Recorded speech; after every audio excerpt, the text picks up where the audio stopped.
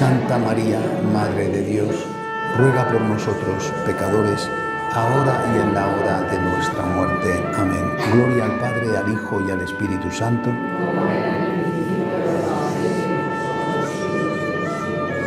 Ave María Purísima. Bien, vamos a dedicar estas 5 meditaciones a la Virgen María.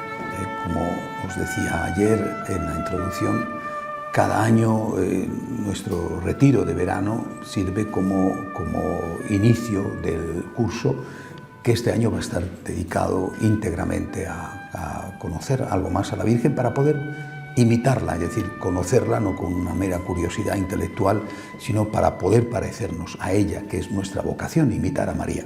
Y también una parte del curso lo dedicaremos a conocer la figura de San Francisco de Asís, también con este mismo objetivo de la imitación. Bien, pero en este retiro vamos a fijarnos exclusivamente en la figura de la Virgen, siempre, repito, desde esta perspectiva de la imitación. ¿Cómo imitar a María? Bueno, seguramente que cada persona podría decir algo, ¿no? Y hay muchas formas de plantear este tema. Yo lo voy a hacer tal y como creo que es la esencia, la clave de nuestra espiritualidad, fijándome en 5 aspectos, pensando ante todo en la Virgen como una mamá, como la mamá de Jesús, como la madre de Jesús, como la madre de Dios. Entonces, la imitación de María va a girar en torno a su maternidad. Seguramente que hay otros aspectos, seguramente no, con toda certeza hay otros aspectos, las virtudes de María, pero voy a fijarme, y quiero que este año lo dediquemos a ello, a imitar a María en su maternidad. ¿Qué es lo que hace una madre? También un padre, pero vamos, la Virgen María es una mujer, por eso hablamos de una madre, ¿no? Que nadie se sienta postergado en este tiempo tan complejo en el que tienes que estar diciendo siempre hermanos, hermanas, ¿no? Hijos, hijas y todo esto, ¿no? Bueno, ¿qué hace la Virgen como madre? ¿Qué hace una madre? Primero, naturalmente, hace nacer, ¿no? Primero, es madre porque hay una criatura que nace, ¿eh? Primera cosa, es decir, engendra, nacer. Segunda cosa que hace una madre es cuidar, ¿no? Una mamá cuida. Cada una de estas cosas va a ser objeto de una meditación, ¿no? Una mamá cuida a la criatura que ha hecho nacer. No es que eres madre, la dejas ahí, la abandonas y no eres madre, pero eres una mala madre, ¿no? Cuida. Otra cosa que hace una mamá es educar, enseñar. Entonces era evangelizar, en el caso, lógicamente, no de Jesús, que no necesita ser evangelizado, sino de Jesús en el prójimo. Bien, evangelizar, otra cosa que hace. Una cosa que hace una mamá es defender delante de los enemigos, que a veces es el niño del colegio que está haciendo bullying a su hijo, por ejemplo, ¿no? O un mal profesor, o defenderle de un animal que viene a atacarle, ¿no? Bueno, defender a la criatura, ¿no? Ya hemos visto 4 puntos. Y luego hay una cosa que hizo la Virgen, que yo creo que hace también una mamá, es compartir. Es decir, una mamá hace suyos los problemas de su hijo, ¿no? Y de hecho, vamos, empezando por la mía y por todas las que conozco, por desgracia hay otras que no son así, pero bueno, la inmensa mayoría de las madres, si pudieran, se cambiarían por un hijo que tiene una dificultad, ¿no? Un problema. A ver, me gustaría echar yo sobre mis espaldas ese problema y quitárselo a él, ¿no? Hasta ese punto llega el amor de una madre, es decir, este compartir, hacerse uno con su hijo, que lo vemos representado de una forma extraordinaria en la Virgen al pie de la cruz. Bueno, o sea, 5 puntos de la maternidad de María, que es lo que hace una mamá, lógicamente vivido por la Virgen, con todas las características y la peculiaridad y la santidad de la Virgen, que es un amor humano, el amor de una mamá a su hijo, y es un amor divino, porque era la Virgen y el hijo era Jesucristo. Bueno, pero para que nos hagamos una idea, es decir, lo que hace una mamá, lo que hizo la Virgen, eso es lo que vamos nosotros a aprender como imitación de la Santísima Virgen María, con respecto a Jesús y después con respecto al prójimo. ¿Qué sucede también? Que todas estas cosas son, ya lo veréis, enormemente prácticas para nuestra propia vida. Es decir, para, por ejemplo, la vida familiar, en esta misma meditación que ahora mismo comenzaré, veréis cómo esta imitación de la Virgen resulta muy práctica a la hora de afrontar mi propia vida. ¿Por qué? Porque estamos hablando de una relación familiar, madre-hijo. Pero esa relación madre-hijo, que no es la relación esposa-esposo, por ejemplo, o esposo-esposa, ni siquiera la relación hijo-madre, que este es otro tema distinto, esa relación madre-hijo tiene unas características que pueden ampliarse al resto de la vida familiar.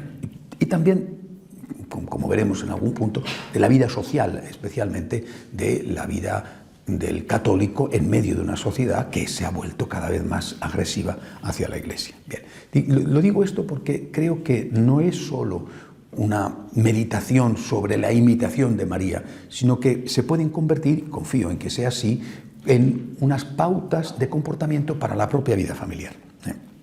Hablando de la Virgen, vamos a hablar de cómo tenemos que hacer en nuestra familia, en la que tenemos nosotros o en la que tienen los nuestros, es decir, cómo podemos ayudar a los nuestros a que vivan bien su vida familiar, dentro de lo que uno puede ayudar, ¿verdad? Porque cada uno vive su vida y por muy buenos consejos que tú des, muchas veces sirven para poco. Pero bueno, al menos tienes que saber cómo orientar tu vida y cómo puedes asesorar, aconsejar al otro para que el otro oriente la suya. Bien, vamos a comenzar entonces con el primer punto, que va a ser el objeto de esta meditación. La Virgen María hace nacer a Jesús. Bueno, dice uno, bueno, esto es único, irrepetible, esto no es posible imitarla en esto, solo hay una mamá y la mamá tiene un hijo, la mamá normal puede tener varios hijos, pero el ser mamá de ese hijo, eso nadie lo puede hacer, nada más que esa mamá, porque es un acto único e irrepetible. Sin embargo, Jesús nos dice que esto sí que es posible. Lo dice en dos momentos. Uno no está hablando específicamente de su madre, está diciendo, donde dos o más están unidos en mi nombre, yo estoy presente en medio de ellos. Por tanto, está indicando cómo puede hacerse él presente en la comunidad. Y por lo tanto, está indicando cómo puede ejercerse una maternidad espiritual, hacer presente a Cristo. El otro momento hace referencia a la propia Virgen, en un momento en que, un momento muy complicado de Jesús, está en Cafarnaún, está preparando ya su venida, están sus parientes, primos muy próximos, están muy preocupados, no solo por él, sino también por lo que les pueda pasar a ellos si él cae, porque las represalias de las autoridades generalmente afectaban a toda la familia, es decir, mataban al cabecilla y mataban a todos. Entonces, en ese momento, la familia está muy preocupada, ¿no? Que llegue a Nazaret un ejército, un grupo de soldados y maten a todos los que son sus familiares. Bueno, entonces se acercan a Cafarnaún, que no está lejos de Nazaret, se acercan a Cafarnaún para intentar disuadirle de que por favor no siga haciendo lo que estaba haciendo, porque está creando problemas y esos problemas caen sobre ellos o pueden caer sobre ellos. Bueno, mandan una embajada de parientes desde Nazaret a Cafarnaún para intentar convencerle de que deje de decir estas cosas que dice, de que él es el Hijo de Dios y todas estas cosas que le están poniendo muy nervioso. Bueno, y la Virgen María va con ellos. Y va con ellos para hacer una labor de mediadora de la familia. Probablemente a partir de ese momento la Virgen dejó de vivir en Nazaret, probablemente. Bueno, en todo caso la Virgen María va con ellos en ese momento y entran, Jesús está predicando, está enseñando, entran y le dicen, aquí está tu madre y tus hermanos que te buscan. Bueno, y él contesta, en el Evangelio, ¿quiénes son mi madre y mis hermanos? O sea, aprovecha para dar una lección. ¿Quiénes son mi madre y mis hermanos? Y él mismo da la respuesta.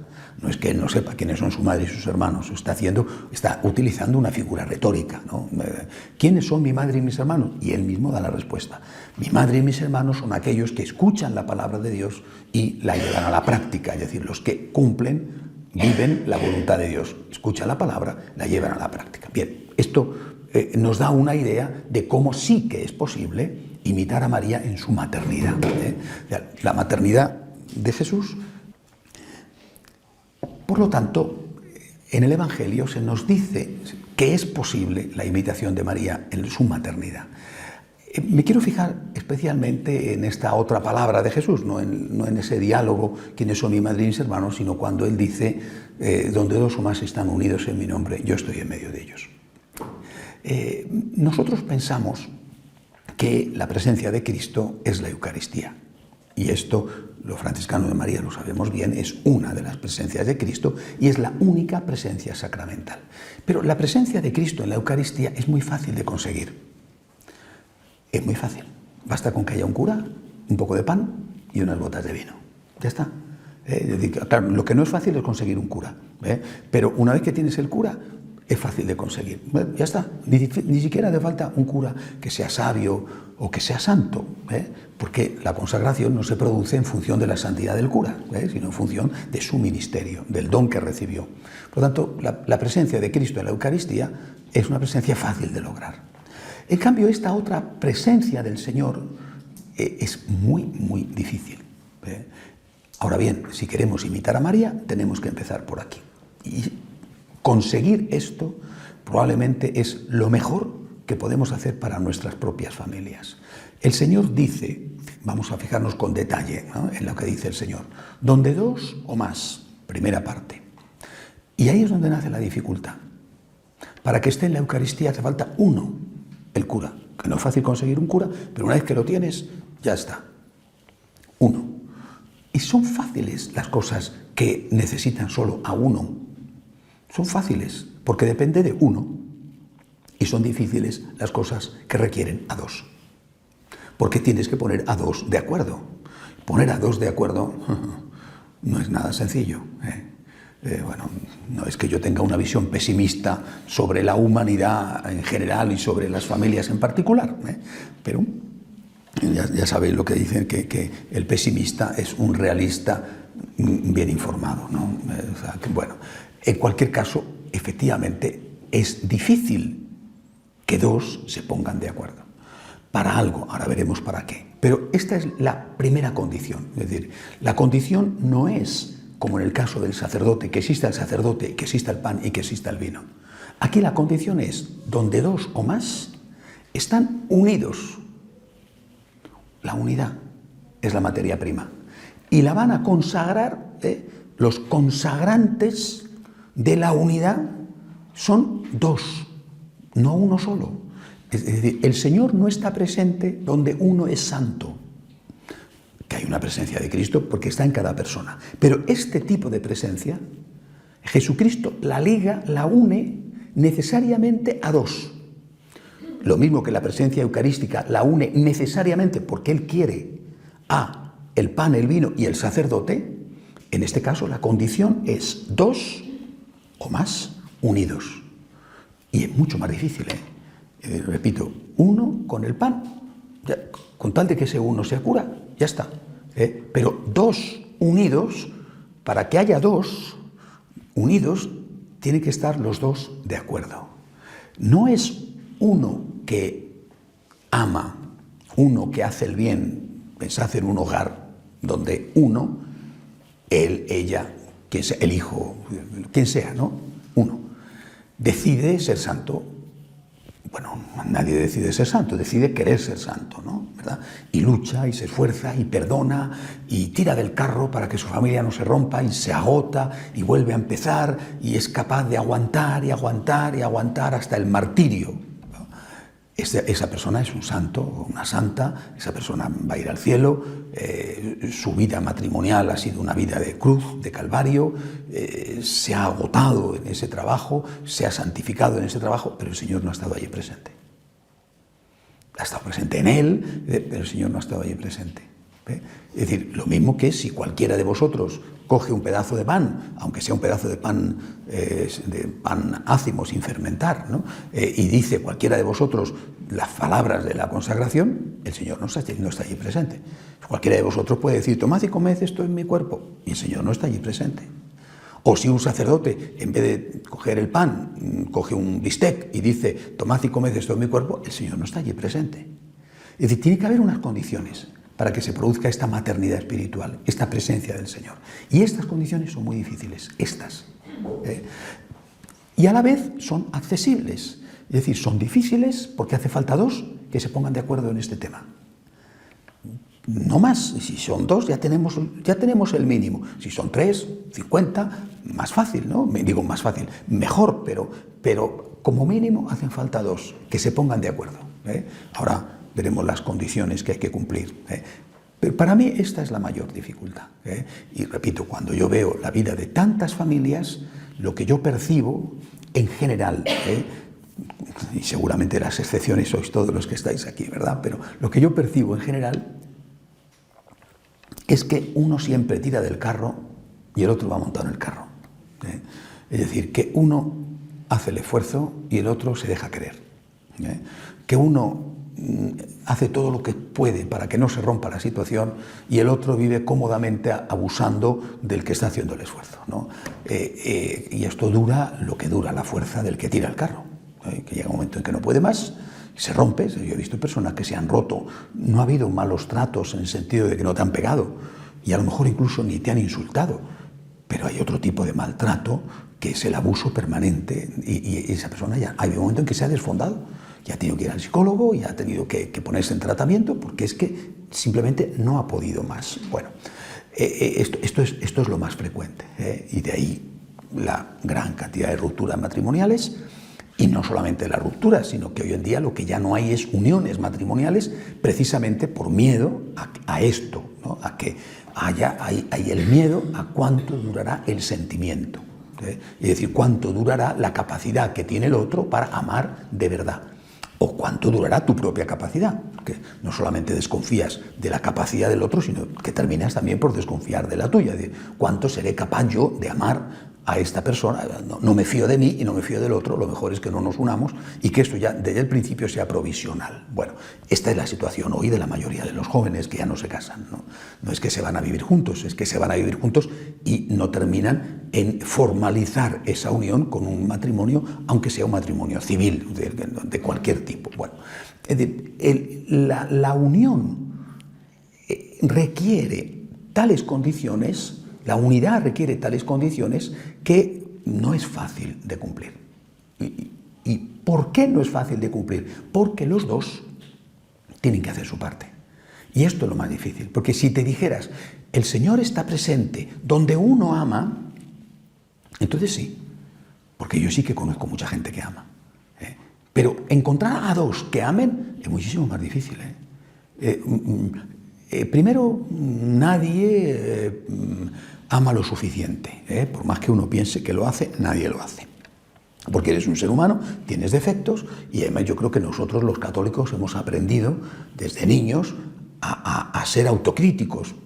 Por eso hacemos el examen de conciencia, por eso empezamos la misa diciendo yo confieso, Señor ten piedad, por eso nos confesamos. Es decir, el católico es alguien que aprende desde niño a ser autocrítico, a examinarse, ¿no? Esto es una cosa maravillosa que los demás no hacen, Nosotros sí, desde niño hemos aprendido a hacer examen de conciencia, nos han enseñado y toda la vida lo pasamos haciendo examen de conciencia.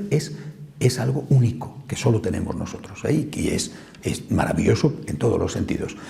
Pero claro, si tú estás haciendo examen de conciencia, estás siendo autocrítico, estás luchando, yo tengo que mejorar en esto, tengo que mejorar en aquello, no he llegado, pero estoy en camino, y el otro no lo hace, repito, tú haces tu parte y el otro se ha tumbado a la bartola y dice, si quieres que este matrimonio funcione, tendrá que ser porque tú aguantas todo lo que yo quiera. O yo soy así y yo soy así, y si me quieres me tienes que querer así, porque yo no pienso cambiar. Y además no pienso cambiar ni pienso hacer ningún esfuerzo. No es que no voy a cambiar, porque mira qué difícil es cambiar el carácter, no, es que no tengo ningún interés en cambiar. Es que si tú quieres esto, lo quieres, y si no, pues lo rompemos, porque a mí me da lo mismo. Esta es la realidad, dicho en palabras que todos entendemos, ¿no? Pues después esto se camufla, ¿verdad? En cariño, tú te mereces a alguien mejor que yo. Ahí te quedas que me voy con una que es 20 años más joven y 20 kilos menos, ¿no? Y, bueno, esto, las cosas se camuflan de otra manera cuando uno quiere romper. Pero la realidad es que para muchísimos el matrimonio funciona en la medida en que ellos hacen que funcione. Ahí no está el Señor. Tú eres un santo, esa persona está en un camino de santificación, probablemente más que santo será mártir, pero ahí no está el Señor. Quiero dejar esto claro. La presencia del Señor, la imitación de María, empieza por la comunidad. Tiene que haber al menos dos, que deberían de ser todos los matrimonios católicos, los matrimonios que se han casado por la Iglesia, deberían de ser, la familia debería de ser un templo, lo que llama la Iglesia, lo que se llama una iglesia doméstica, una iglesia familiar, un templo donde está el Señor. Al menos dos, papá, mamá, después van añadiendo a los hijos en este proyecto, al menos dos, donde hay unidad. Donde dos o más están unidos en mi nombre, yo estoy en medio de ellos. Haz tu parte, es lo que tienes que hacer, haz tu parte, pon de tu parte todo lo que tienes que poner, pero allí no estará el Señor hasta que no haya amor recíproco, hasta que no haya unidad, hasta que el otro no ponga la suya. Pero mientras tanto tú pones la tuya, porque es lo que tienes que poner, hasta donde tengas que llegar, lógicamente, hasta aquellas cosas donde ya se pierde la dignidad y entonces ahí no tienes que pasarlo, ¿no? Bueno, pues tú tienes que hacer tu parte. Dando por supuesto de que los dos están decididos a poner su parte, cada uno tiene que poner la suya, como si el otro la estuviera poniendo, pero para que esté el Señor, los dos tienen que intentar poner su parte. Dando por supuesto esto, ¿cuáles son las condiciones? O sea, ¿qué es lo que tú tienes que hacer? Que es lo mismo que el otro tiene que hacer, pero lógicamente tú tienes que hacer lo tuyo. Ahora, dicho esto, que hasta que no hagan los dos no está el Señor, hasta que no lo hagan los dos, o lo intenten, mejor dicho, los dos, no está el Señor, vamos a ver lo que tiene que hacer cada uno. 5 puntos que hay que cumplir. Primer punto, en este orden siempre, creo que en la vida espiritual el orden sí que es importante, no es como las matemáticas, que el orden de factores no afecta al resultado, pues aquí sí, el orden sí que afecta al producto. Primer punto, el amor a Dios. El Señor dice, 2 o más unidos en mi nombre, el amor a Dios. ¿Por qué es importante esto? Bueno, yo no estoy casado, no he estado casado nunca, no voy a bromear sobre este tema, ¿no? Que simplemente he vivido en comunidad toda mi vida, ¿no? Yo dejé mi familia, mi papá, mi mamá, mi hermana, para entrar en una comunidad. Por lo tanto, no estoy casado, no he estado casado nunca. Digo, bromas aparte, que aquí se da para mucho sobre quién es mi suegra, por ejemplo. Bueno, pero yo no he estado casado nunca, pero he vivido en una comunidad. Por lo tanto, he vivido en una familia toda mi vida. Mi familia de sangre, después mi familia religiosa. Por tanto, aunque no he vivido con una señora ni con suegra, pero he vivido con personas, por lo tanto, también yo sé algo de esto. Y lo digo desde mi experiencia, no quiero que nadie sienta que tiene usted una visión pesimista o negativa de la familia, no. Desde mi experiencia os digo que si no hay una motivación religiosa, el motivo humano más pronto o más tarde desaparece. Es verdad que el motivo humano, que en la vida familiar, cuando se inicia, es muy importante, a veces es lo único.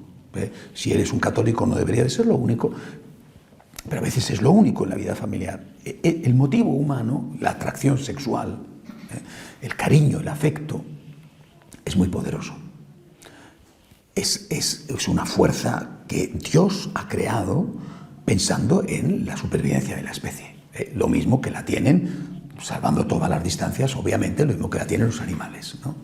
Salvando todas las distancias. Nosotros somos animales racionales, animales con alma, pero al fin también somos animales, ¿no? O sea, no es que nosotros somos vegetales o somos ángeles, ¿no? Ni somos piedras, ni plantas, ni ángeles. Somos animales racionales, animales con alma. Por lo tanto, el elemento animal está en nosotros también. Bueno, esta atracción, esta fuerza del hombre hacia la mujer, de la mujer hacia el hombre, querida por Dios, deseada por Dios, puesta por Dios en la naturaleza humana, como está puesta en los animales, esta fuerza dura lo que dura. Hay muchos estudios sobre el tema que dicen que no más de 3 años, como sea, no voy a entrar en este asunto, porque ni soy un especialista, ni me parece que muchas veces esto que estudio son rigurosos, ¿no? Pero generalmente son meramente estudios estadísticos que además a veces están hechos sobre un muestreo muy escaso. Dura lo que dura, dura lo que dura. Cuando no hay una motivación espiritual, eso puede ser que se haya transformado, que haya evolucionado a un tipo de afecto distinto, distinto del original, que puede ser mejor, como bien sabéis los que estáis casados desde hace años, pero en todo caso ya no es igual. Puede ser que haya evolucionado hacia algo que sea distinto y que puede ser mejor, como una especie de vino que tiene más solera. Ya no es el vino joven, sino que es un vino que han pasado los años y vale más. Puede ser, o puede ser que no. Y por eso es fundamental en cualquier relación de comunidad, es de esto de lo que estoy hablando, de la comunidad donde va a estar presente el Señor, es fundamental la motivación religiosa. Es fundamental. Lo primero es el Señor. O sea, para mí lo primero es el Señor. O sea, cuando yo me planteo con quién vivo o con quién voy a vivir en el futuro, yo no me planteo voy a vivir con este, con aquel, con este que me cae mejor, con aquel que me cae peor. Voy a vivir con la persona que Dios ha querido que yo viva durante los años que Dios quiera que viva con esa persona.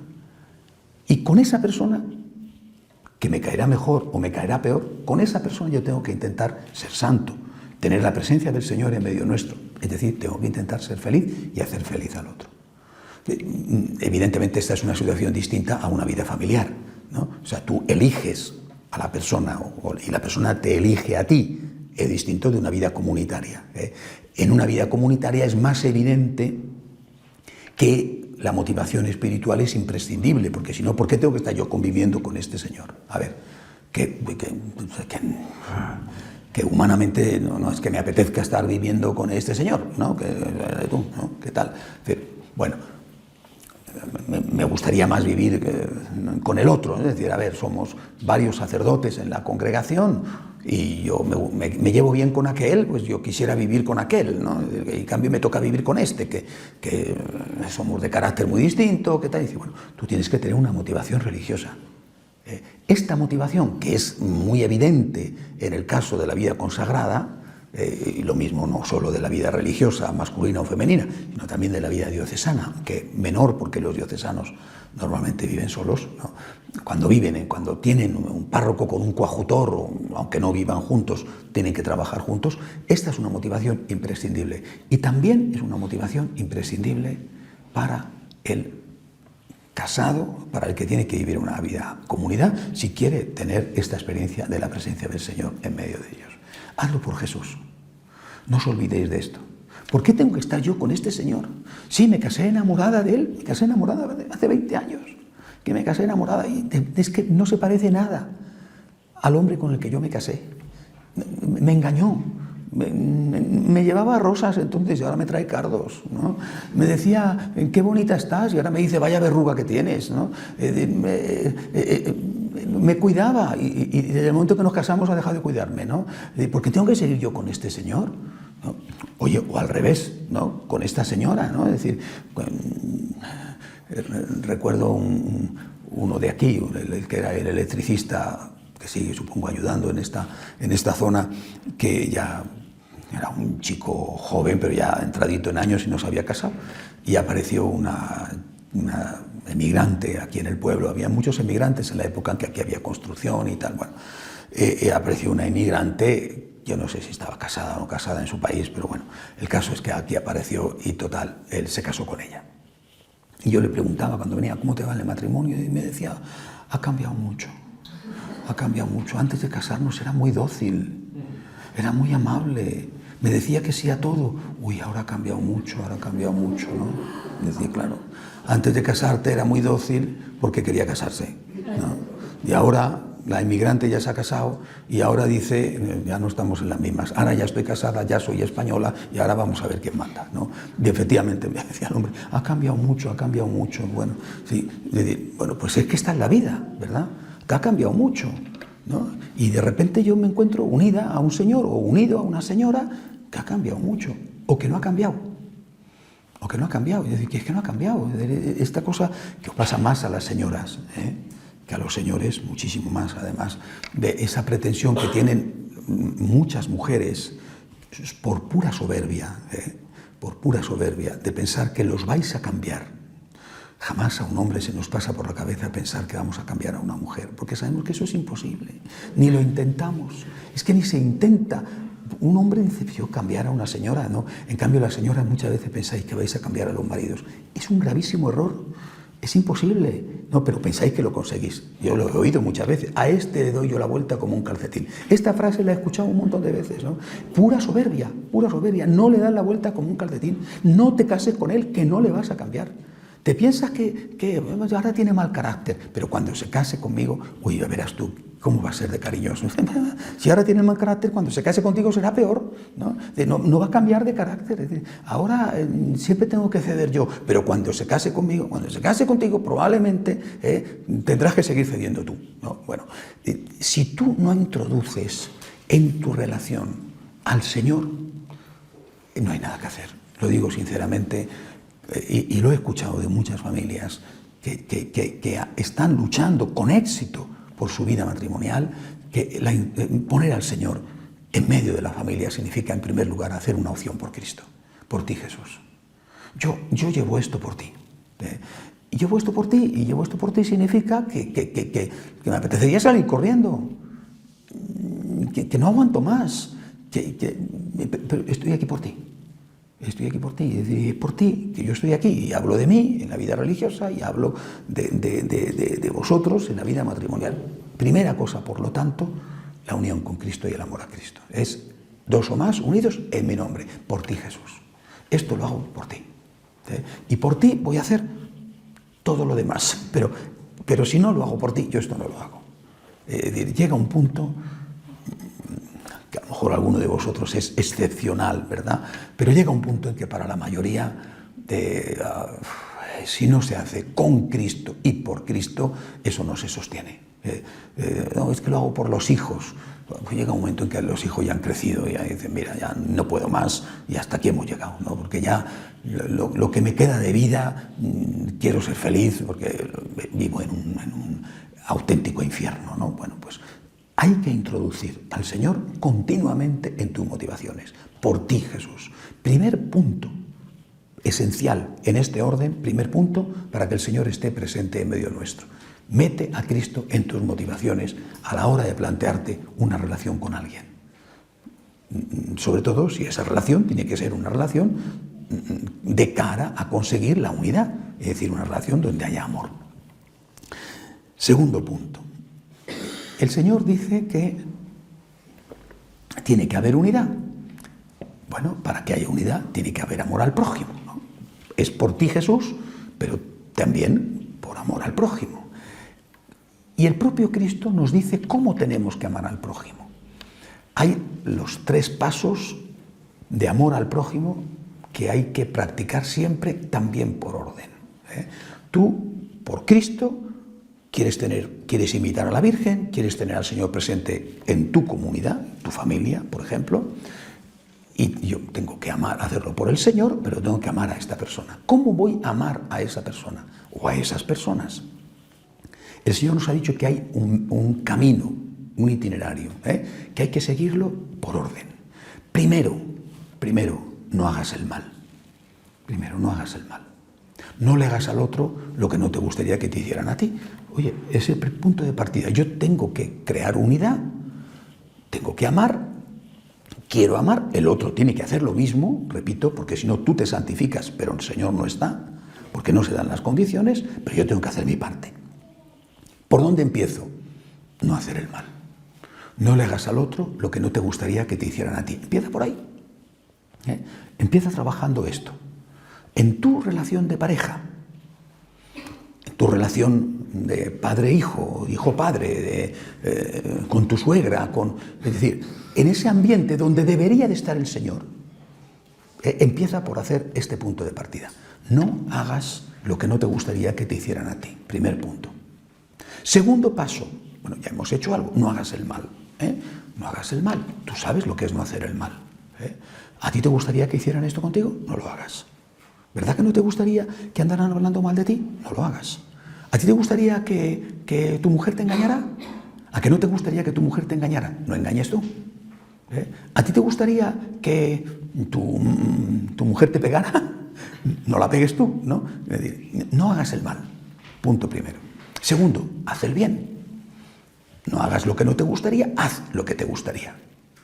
Haz lo que te gustaría que te hicieran a ti. ¿Qué te gustaría que te hicieran a ti? Que te respetaran. Respeta. ¿Qué te gustaría que te hicieran a ti? Que te consultaran. Consulta. ¿Qué te gustaría que te hicieran a ti? Que tuvieran en cuenta tus circunstancias. Ten en cuenta las circunstancias del otro. No hagas el mal, haz el bien. No hagas lo que no te gustaría que hicieran contigo, haz lo que te gustaría que hicieran contigo. 2 pasos. Este segundo paso ya es cristiano. El primer paso es judío, es los 10 mandamientos. El segundo paso ya es cristiano, ya es enseñanza de Jesús. O sea, el primer paso es enseñanza de Moisés. No hagas el mal, no mates, no mientas, no robes. El segundo paso ya es enseñanza de Jesús. Tercer paso, ama como Cristo. Amaos unos a otros como yo. Como yo. Sabéis que eso nosotros lo tenemos tipificado en 7 puntos que no voy a exponer ahora porque nos saldríamos ya en cuestión de tiempo. Imita a Cristo. ¿Qué haría Jesús si estuviera en mi lugar? ¿Qué haría Jesús si estuviera en mi lugar? Yo me lo pregunto muchas veces en la vida comunitaria. ¿Qué haría Jesús si estuviera en mi lugar? ¿Qué haría Él? Ya sé que no tengo que hacer el mal, ya sé que tengo que hacer el bien, pero ¿qué bien tengo que hacer? ¿Cómo tengo que hacer ese bien? Lo que a ti te gustaría que te hicieran, sí, pero ¿es suficiente? ¿Qué haría Jesús si estuviera en mi lugar? Plantéatelo. Con respecto a las personas con las que vives, con respecto a esas personas con las cuales quieres tener esa relación de unidad que haga presente al Señor en tu familia, es decir, el cielo en la tierra. ¿Qué haría Jesús si estuviera en mi lugar? 3 pasos donde el Señor es el motivo, por ti Jesús. Ahora, este motivo voy a intentar desarrollarlo. Segundo punto, por lo tanto, amar. Y así llegamos al tercer punto, es decir, ¿hasta dónde tengo que amar? ¿Hasta dónde tengo que amar? Tengo que amar como Jesús. ¿Hasta dónde tengo que amar? Como Jesús, hasta dar la vida. Y hay que preguntárselo a uno mismo. El otro tiene que hacer lo mismo con él, Los dos tienen que hacer su parte. ¿Estoy dispuesto a dar la vida por esta persona? Si fuera una relación madre-hijo, estoy seguro, padre-hijo, estoy seguro de que 99%, 100% diría que sí. ¿Estoy dispuesto a dar la vida por mi cónyuge? ¿Estoy dispuesto a dar la vida? ¿De verdad estoy dispuesto a dar la vida? Porque si no hay ese tipo de amor, no hay la materia prima para que el Señor pueda estar allí presente. Tengo que estar dispuesto a dar la vida. ¿Qué significa estar dispuesto a dar la vida? Es una frase, ¿no? Sí, pero dispuesto a dar la vida significa dispuesto a morir. Dispuesto a morir por esa persona. ¿Y qué significa dispuesto a morir por esa persona? Repito, el otro tiene que hacer lo mismo. Si no, tú te santificas, pero ahí no está el Señor. Y muchas veces tú te santificas y te desfondas, porque tú estás dando y no estás recibiendo. Bueno, entonces llega un momento en que tienes que poner un límite, porque si no, simplemente mueres en el intento, ¿no? Bueno, pero ahora estamos dando por supuesto que las dos partes están intentando hacer lo mismo, aunque aquí hay algunos esposos y por lo tanto los dos están escuchando, muchos de vosotros que estáis solos y tendría que escuchar esta historia también el otro. Afortunadamente se graba y por lo tanto luego tenéis que ponérselas y decirle, mira, esto tienes que escuchar, porque si no lo escuchas aquí voy a ser yo la que tire del carro o el que tire del carro y tú no, y entonces no, así no podemos funcionar, ¿no? Tengo que estar dispuesto a dar la vida por el otro, a morir por el otro. Morir es morir, o sea, morir significa amar hasta el extremo. ¿Estás amando hasta el extremo? Amar hasta el extremo significa que para ti es más importante la felicidad del otro que la tuya. Eso es lo que significa. Yo no sé si conocéis ese viejo, no es un chiste, es una historia, ¿no? Aquel que va de visita le pide a Dios hacer un viaje turístico antes de morir, ¿no? Para ver cómo es el infierno, cómo es el cielo. Bueno, entonces va al infierno y va al cielo a ver cómo se está, ¿no? Y llega al infierno y ve que hay de todo en el infierno, es maravilloso. Hay de todo, ¿no? Pero todos están muertos de hambre. ¿Vale? Y llega al cielo y ve que es lo mismo. Hay de todo, pero todos están bien alimentados. Entonces, ¿por qué en el infierno están muertos de hambre y hay de todo? Y en el cielo están bien alimentados, hay de todo. ¿Por qué? Y le dice, el ángel le dice, mira, la cosa es que no se puede comer con las manos, ni con un tenedor, ni nada. Hay que comer con esta cuchara larga, una cuchara muy larga. Y solamente se puede coger por el borde la cuchara, ¿no? Entonces, tú coges con el borde la cuchara y tienes que comer, ¿no? Y en el infierno cada uno coge la cuchara e intenta comer y no puede, porque la cuchara es tan larga que no le llega a la boca, porque tienes que cogerla con el borde. Mientras que en el cielo es mucho más sencillo, porque lo que haces tú es coger la cuchara con el borde y le das de comer al otro. Y el otro coge la cuchara con el borde y te da de comer a ti. Es decir, todos comemos porque yo estoy pensando en ti. Yo estoy pensando en ti. Y yo como porque tú estás pensando en mí. Esto es el cielo. O sea, la diferencia entre el cielo y el infierno es que en el cielo tú estás pensando en el otro, mientras que en el infierno tú estás pensando en ti. Me parece un ejemplo tan bonito, tan sencillo de entender, porque esta es la realidad. Es decir, tú amas en la medida en que para ti es más importante la felicidad del otro que la tuya. Repito, si el otro no hace lo mismo, estás perdido, porque tú estás dándole de comer al otro y el otro no te da de comer a ti, con lo cual tú estás tirando del carro y el otro está cómodamente subido en él. Dice, qué bien se está aquí. ¿Tú aguantas? Tú aguantas. Mientras tú aguantes, yo aguanto.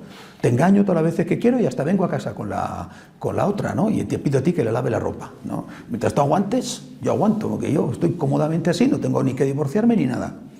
Tú aguantas y mientras tú aguantes, yo hago lo que me da la gana. Y si te pego un grito o si te pego una paliza, mientras tú aguantes, evidentemente eso te destruye, eso te desfonda, ¿no? Tú estás pendiente de la felicidad del otro y el otro no está pendiente de la felicidad tuya.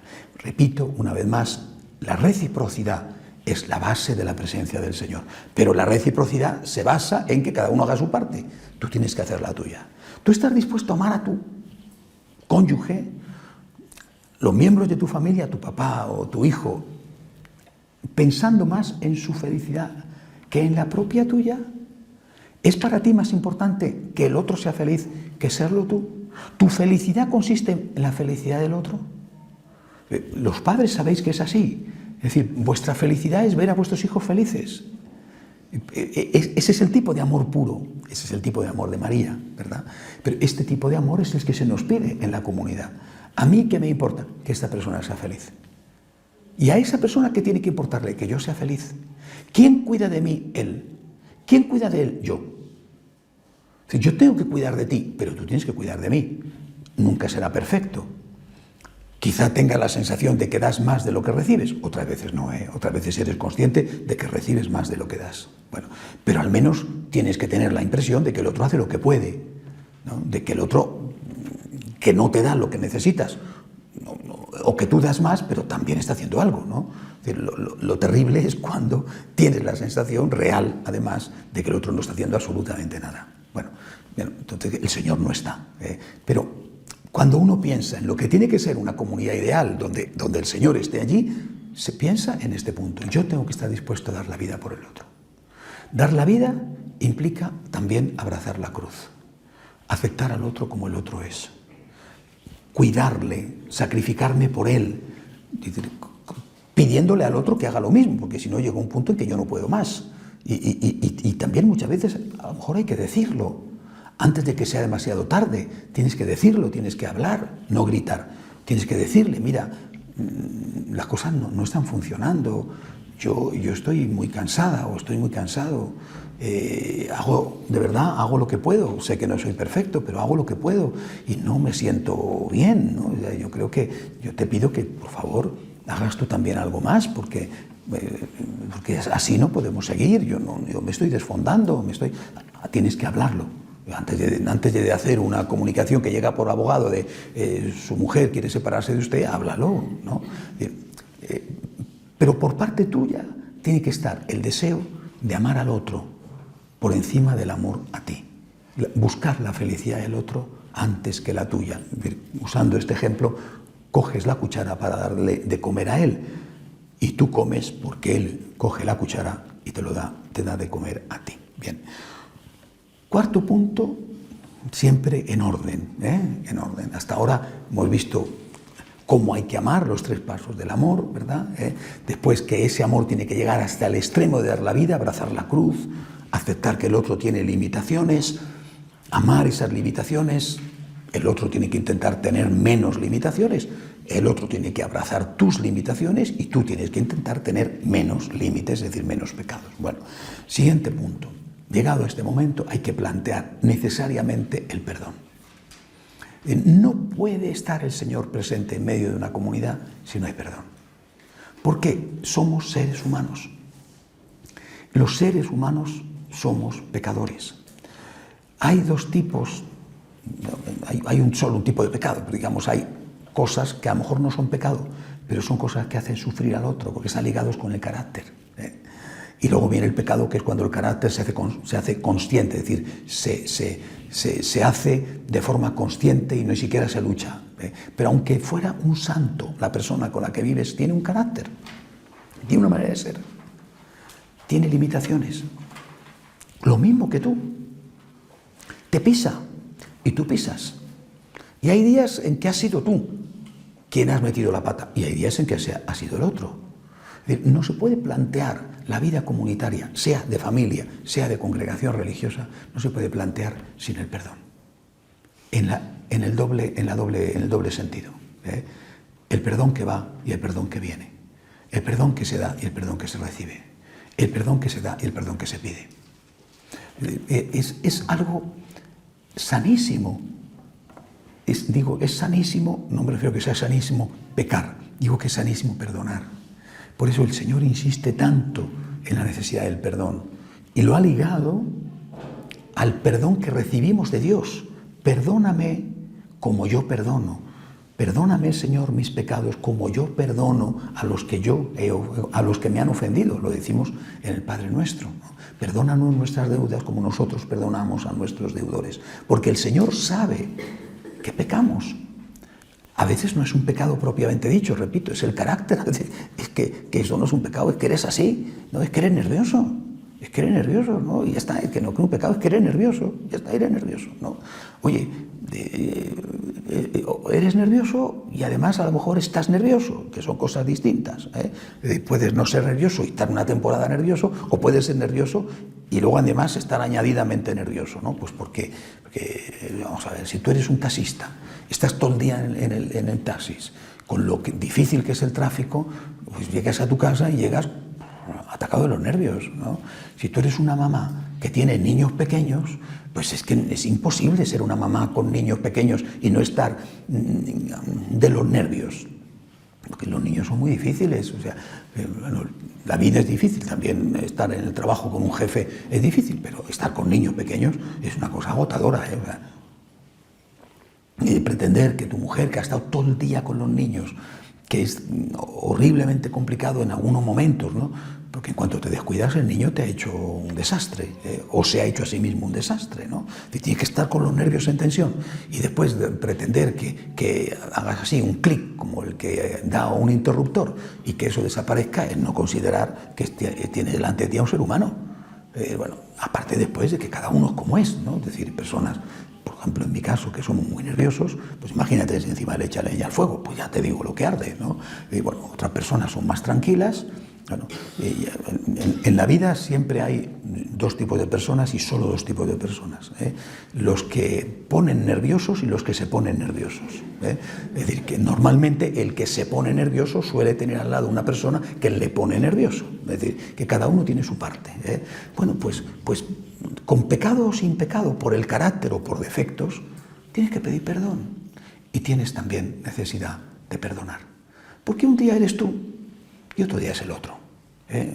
Las gallinas que entran por las que salen, que a veces que entran más gallinas, otras veces salen más gallinas. Bueno, es decir, hay veces en que te toca a ti perdonar más y otras veces pues te toca a ti pedir perdón, ¿no? Porque todos pasamos por temporadas en la vida, ¿no? Entonces, bueno, pues tienes días y días y ya está, ¿no? Entonces, esto es imprescindible para que la vida de comunidad funcione. Introducir el elemento del perdón. O sea, hemos dado pasos, ahora hay que hablar del perdón. Tienes que perdonar. Y tienes que ser humilde y pedir perdón. ¿Cómo tienes que perdonar y cómo tienes que pedir perdón? Pues hombre, eso dependerá también de la confianza que tengas, a veces de forma explícita, ¿no? Perdóname, llegó una temporada difícil, lo siento, perdóname, hoy he tenido un muy mal día, he estado muy mal en el trabajo, estoy tenso, discúlpame, perdóname, por favor, ya está, ¿no? Otras veces tienes que hacerlo de una forma diferente, ¿no? Mira, cariño, vamos a ir a cenar esta noche, ¿no? Es una forma de darte un agasajo, ¿no? Es decir, no, bueno, he oído, que no sé si será verdad, ¿no? Que cuando el marido te regala un diamante sin tener una causa, es que te ha engañado, ¿no? Es decir, cariño, he pensado en regalarte este diamante. Y dice, uy, aquí hay gato encerrado, ¿no? Un diamante ni es el aniversario, ni santo, ni cumpleaños, ni nada. Aquí pasa algo. Es decir, ojo los señores cuando regaléis diamantes. Que tampoco es una cosa que se hace todos los días, ¿verdad? No, bueno, esto es una broma, ¿no? Pero en cualquier caso, el perdón es imprescindible. El perdón de ida y de vuelta, el perdón que se pide y el perdón que se da. Último punto, para que crear estas condiciones ideales donde el Señor pueda estar presente en medio de la comunidad, el cielo en la tierra. Último punto, ceder antes que romper. Tú ya has hecho tu parte. Por el Señor has hecho las cosas. No has hecho el mal, has hecho el bien, has intentado imitar a Cristo. Has pensado en la felicidad del otro antes que la tuya, es decir, has abrazado la cruz, has perdonado, has pedido perdón. Bueno, ¿y ahora qué hacemos? ¿No? ¿Ahora qué hacemos? Yo creo que es esencial en una vida de comunidad, para que exista la unidad, valorar esa unidad de tal forma que la ruptura sea realmente el último cartucho a disparar. Que quizá haya que hacerlo, pero es el último cartucho a disparar. Es decir, esta fragilidad que hay hoy, esta facilidad con la que se rompe, esto no es un camino cristiano. Es decir, la Iglesia nunca ha dicho que haya que aguantarlo todo, nunca. De verdad, nunca lo ha dicho la Iglesia eso. Pero lo que pasa es que hoy no se aguanta nada, que no tiene nada que ver. O sea, ni hay que aguantarlo todo, ni hay que hacer, como está pasando ahora, que no se aguanta nada. En la vida hay que aguantar mucho, pero mucho. Cualquiera que haya trabajado en cualquier empresa sabe perfectamente que en tu empleo hay que aguantar mucho, pero mucho. Y no estamos hablando de la vida familiar, del sagrado matrimonio, de la noble educación de los hijos, del ejemplo. No estamos hablando de algo tan prosaico como que hay que llevar dinero a casa a fin de mes. Punto. Es decir, y ese es el único motivo, ni siquiera realizaciones o... No, tengo que conseguir un salario y tengo que aguantar. Tengo que aguantar, porque si no, pues a ver dónde encuentro otro empleo cuando no hay empleos. Pues no te queda más remedio que aguantar. En la vida hay que aguantar mucho. Y yo creo que esto es algo a tener muy presente. Hay que saber ceder antes que romper. La posibilidad de romper siempre tiene que estar. Cuando ha llegado una situación límite, es legítimo. Pero esa es una situación límite. Y yo creo que hay que plantearse muchas veces ¿por qué tengo yo que romper esta relación? Pues ¿de verdad merece la pena romper esta relación por esto? Dice, bueno, ¿y entonces qué significa? ¿Que me tengo que pasar la vida cediendo? Bueno, porque esa es la alternativa, lo que ya os he dicho antes, ¿no? O sea, yo tengo que ser eternamente quien tire del carro. Y el otro va cómodamente subido arriba porque yo cedo. Si yo cedo, no hay problemas. Si yo cedo, no hay discusiones.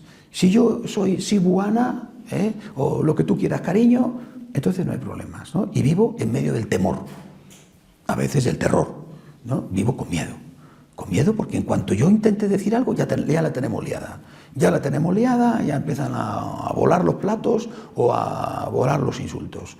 Y para no tener la liada, pues yo tengo que ceder. Y tengo que ceder, y tengo que ceder, y tengo que ceder, hasta que llega un momento en que dices, así no se puede vivir, ya no puedo ceder. Bueno, avanzas hacia extremos.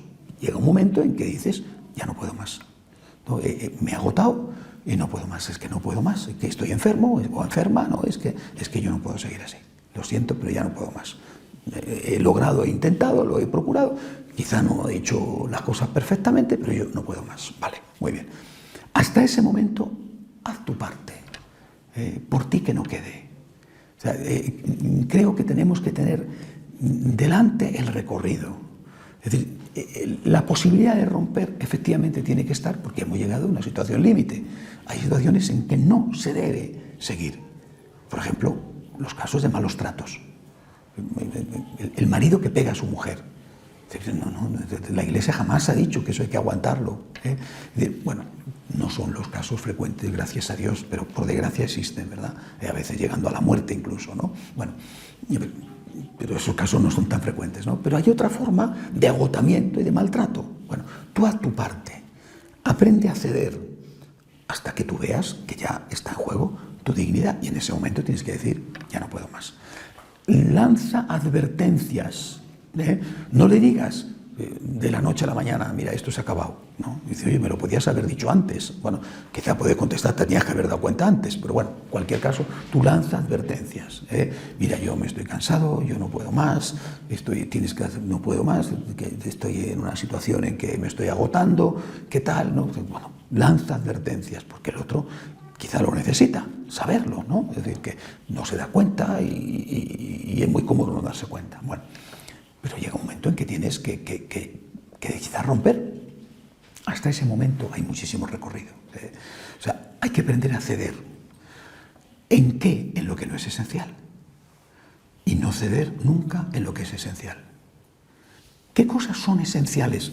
Tu dignidad como persona. De cuando te encuentras con una persona que es tan celosa, por ejemplo, que no te deja vivir. O sea, hay personas así. Que no me dejas tener ni vida propia. Es decir, todo es una cosa horrible, me siento en una cárcel de vigilancia, ¿no? O, por ejemplo, cuando la persona no te es fiel, cuando la persona te maltrata verbal o físicamente, cuando la persona no colabora en las cosas de la casa, por ejemplo, hay un dinero que hay que poner en común para que la cosa funcione. Yo el dinero que gano me lo gasto, ¿no? Y si quieres alimentar a los niños, los alimentas tú, apáñate tú, ¿no? Bueno, ese tipo de cosas son las que uno dice, mira, estas son las líneas rojas por las que no puedo pasar. Es una cosa que es inhumano, o sea, que esto no hay dignidad aquí. Bueno, pero hasta que se llega a ese extremo hay mucho recorrido. Por eso, este punto creo que es importante y tenemos que tenerlo presente a la hora de establecer una relación de familia que tenga un futuro y que permita la presencia del Señor, que es el objetivo. O sea, yo tengo que aprender a ceder. ¿Merece la pena romper por esto? Pues a lo mejor sí, pero ¿merece la pena? Pues en algunas habrá cosas en las que sí, pero en la mayor parte de los casos, pues ¿qué más da? ¿Y qué más da? Si es que me da lo mismo, ¿no? Digo, da igual. O sea, valoro mucho más la unidad, valoro mucho más la paz, que pues lo que tú quieras, ¿no? Lo que tú quieras. Y entonces, ¿es que me paso la vida cediendo? Pues no sé si me paso la vida cediendo, pero en todo caso he puesto unos límites y esos límites sí que no los voy a traspasar. En todo lo demás, pues a lo mejor me tengo que pasar la vida cediendo. Pues a lo mejor sí. Me tengo que pasar la vida cediendo para que funcione el matrimonio, me tengo que pasar la vida cediendo para que salga adelante la familia, para que mis hijos crezcan en un ambiente de familia y no el padre por un lado, la madre por otro y con 20 novios de la mamá o 20 novias del papá, ¿no? Que entran y salen, etcétera, ¿no? Y mi hijo al final, ¿qué le va a educar? ¿No? Bueno, pues me paso la vida cediendo. En lo esencial llega un punto en que digo, en lo esencial no. Cedo en lo que no es esencial y en lo esencial no puedo ceder. Bueno, pues yo creo que, vuelvo a repetir, nuestro objetivo es la imitación de María. El primer punto es ser la mamá de Jesús, permitir que estén las condiciones para que el Señor nazca, el cielo en la tierra, vivir con Jesús en medio de los hombres. Pero esto es difícil, es mucho más difícil que la Eucaristía. La Eucaristía es un cura, un pedazo de pan y unas gotas de vino. Y aquí es el amor.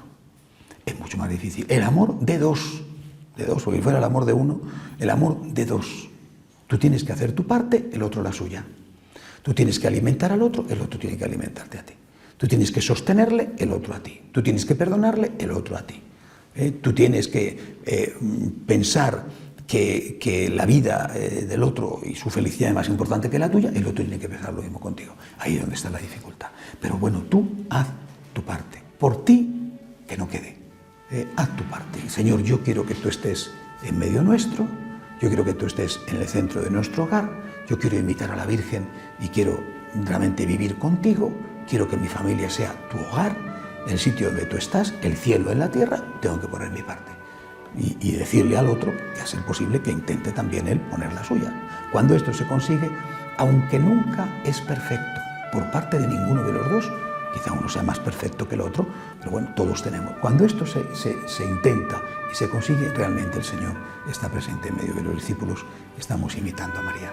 Hacemos un momento de oración en silencio.